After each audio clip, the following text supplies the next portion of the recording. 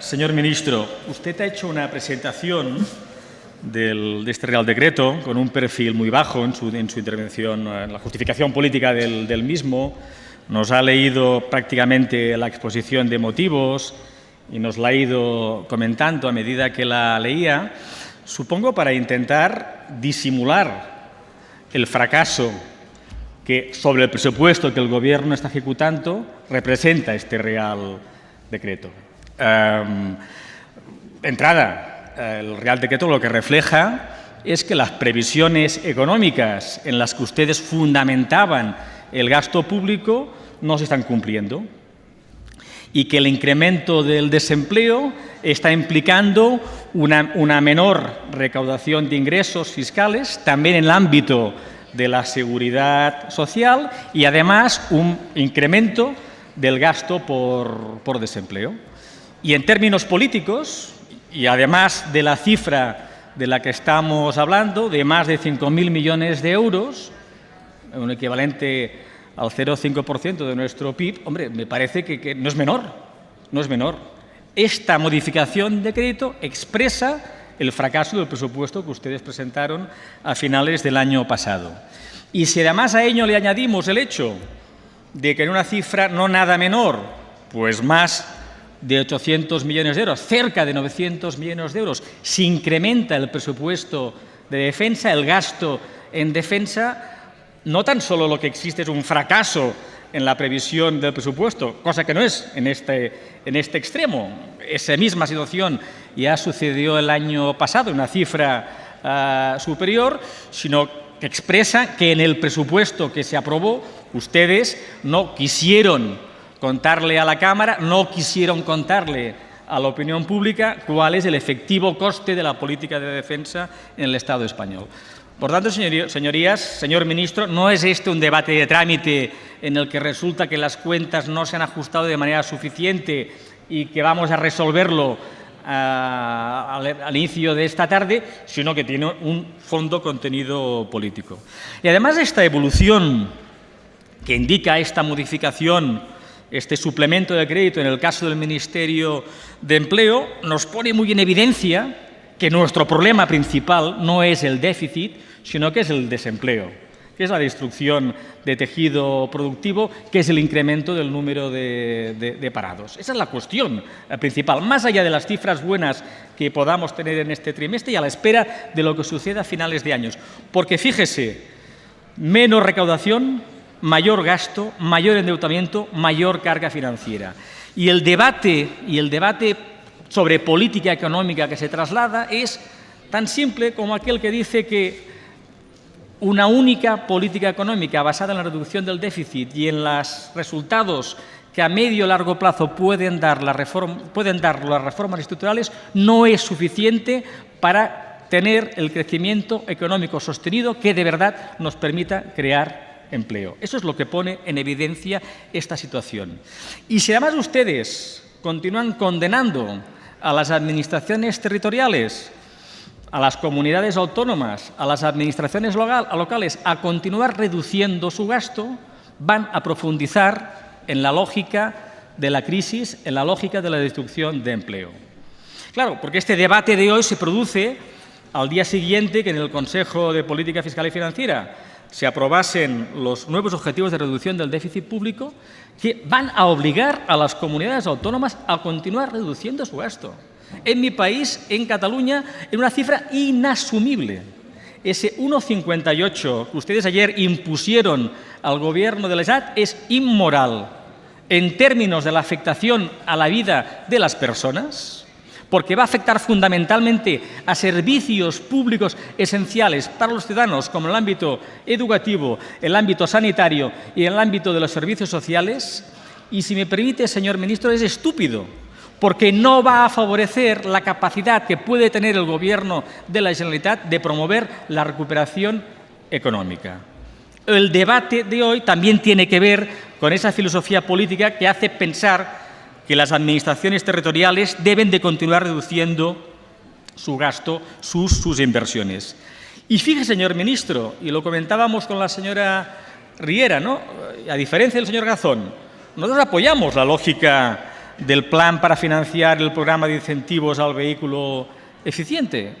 Cataluña es un país que produce coches. Queremos continuar produciendo coches. Tenemos fábricas de coches. Tenemos industria auxiliar del automóvil. Y para que esa industria pueda continuar existiendo, necesitamos políticas que estimulen la demanda.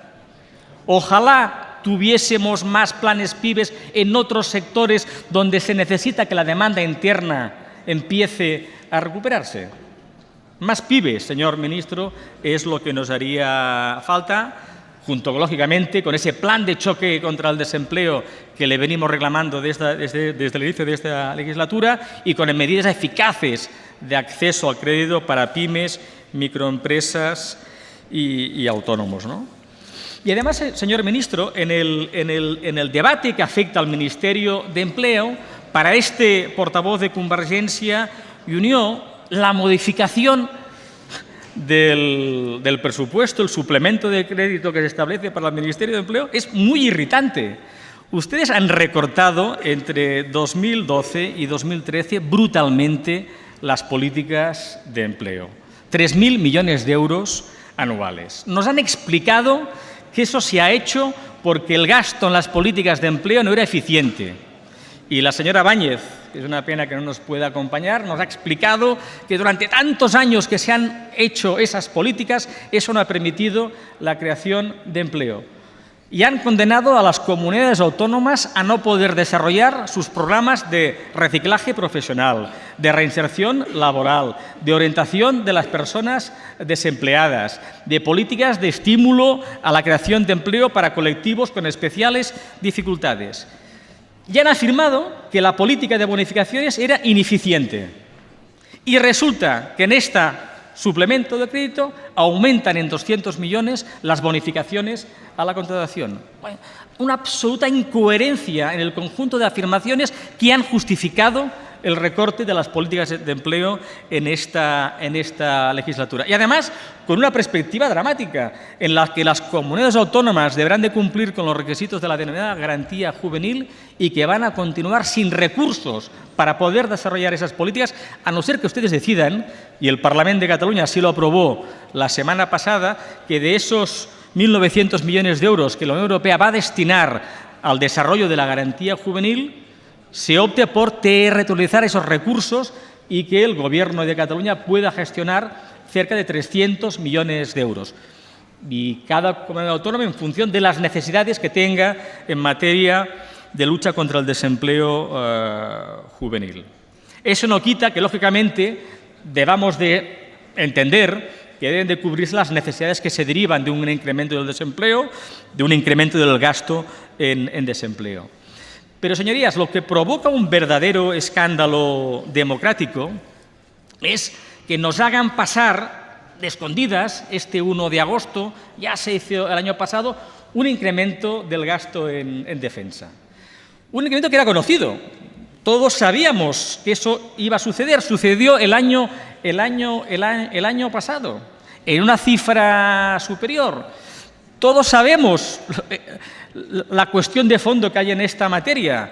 El subsecretario, en la época de la ministra Chacón, el señor Constantino Méndez, en una comparecencia en la Comisión de Defensa, ya nos informó que se había optado por una compra de sistemas de defensa que no eran útiles, que nunca deberían ser utilizados, etc. Se nos informó de eso.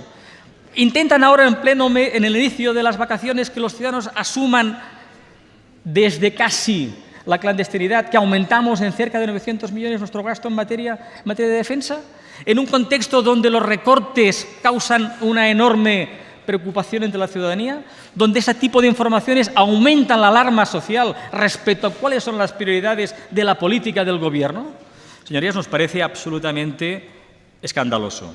La burbuja que durante la década perdida de los años 2000 también existió en gasto en defensa, hoy está incrementando la deuda pública, está incrementando la carga financiera del Estado. Me parece de escándalo que eso pretenda resolverse en un trámite parlamentario una tarde del inicio de las vacaciones de la mayoría de los ciudadanos.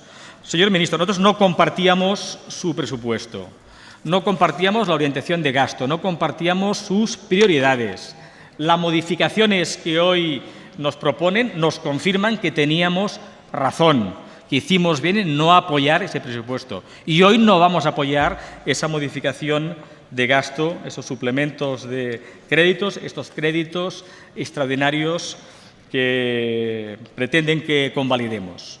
Nos vamos a abstener, porque especialmente los gastos en el plan de compra de coches eficientes y las políticas vinculadas a la protección por el desempleo, por responsabilidad, nos implican acompañarlo. Si no fuese por eso, hoy deberíamos rechazar este Real Decreto. Nada más y muchas gracias.